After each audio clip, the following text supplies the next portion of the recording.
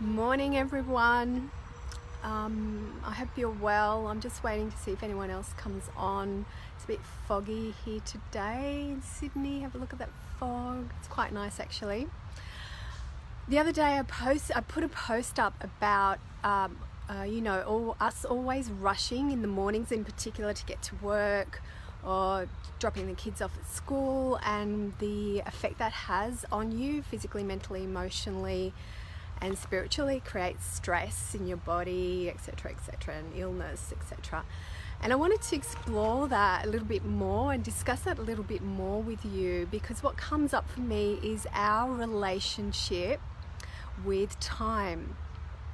So time is, in essence, the 24-hour clock is something that we've all agreed to, right? So it actually doesn't exist. It's something that was created and that we agreed to and that we follow.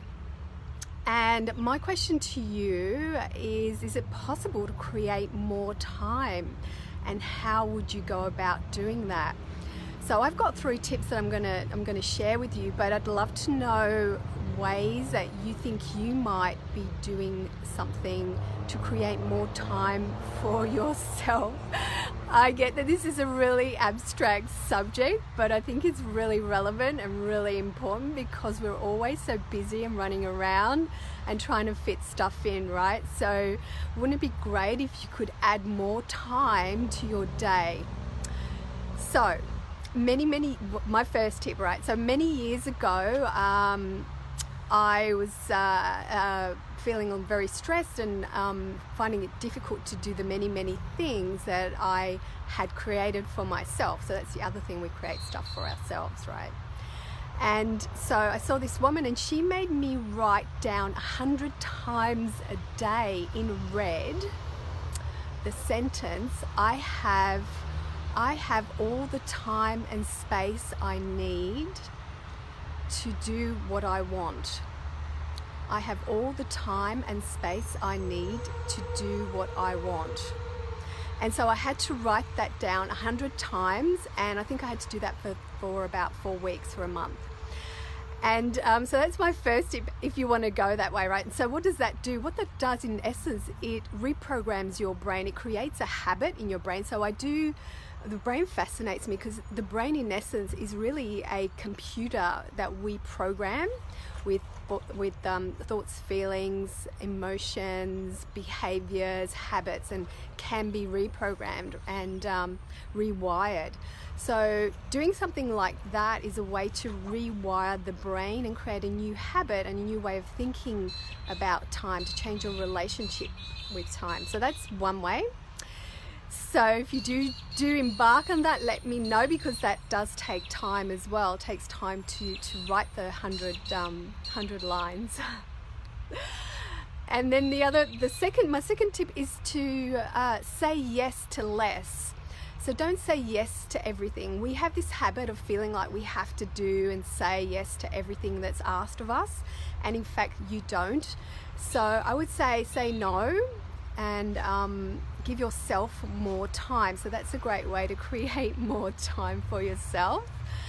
And the other thing about that is that we as human beings, hi Janet, we seem to like to do things just for the sake of it, and we do things to hide from emotions or things that might be going on for us.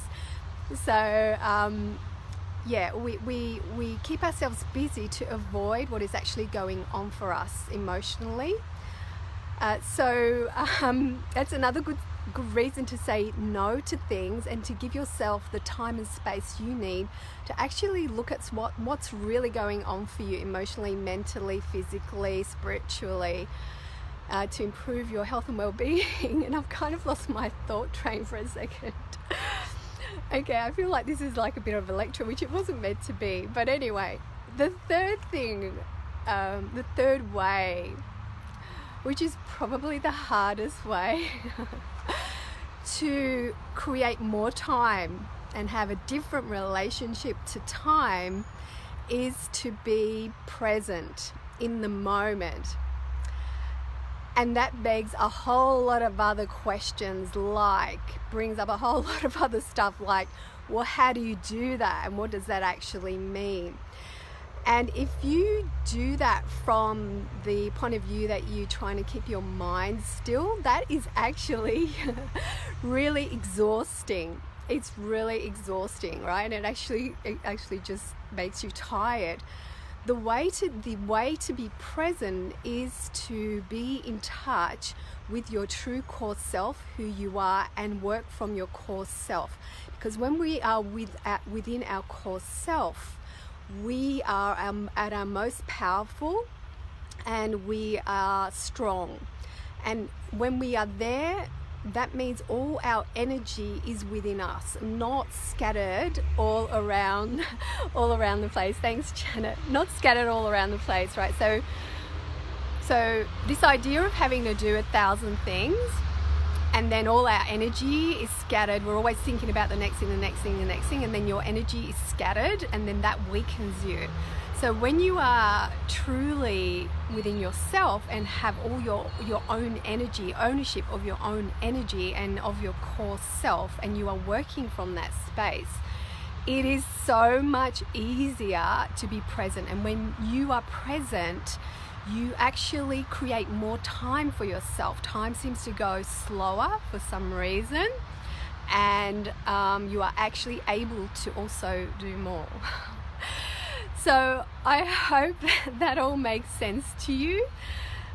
So there were the three things. The three things are writing down affirmation, saying no more and yes more to yourself, and then being present. And all of this takes practice, right? And a commitment. So if you're struggling for time and you're always in a rush, take a moment to think about what you can do to help you and to make your life easier. So please let me know how you go with these, if you do apply them and you do try them out, or let me know what other ways you might use to help yourself get through stressful situations and try to fit in all the things that you have to fit in.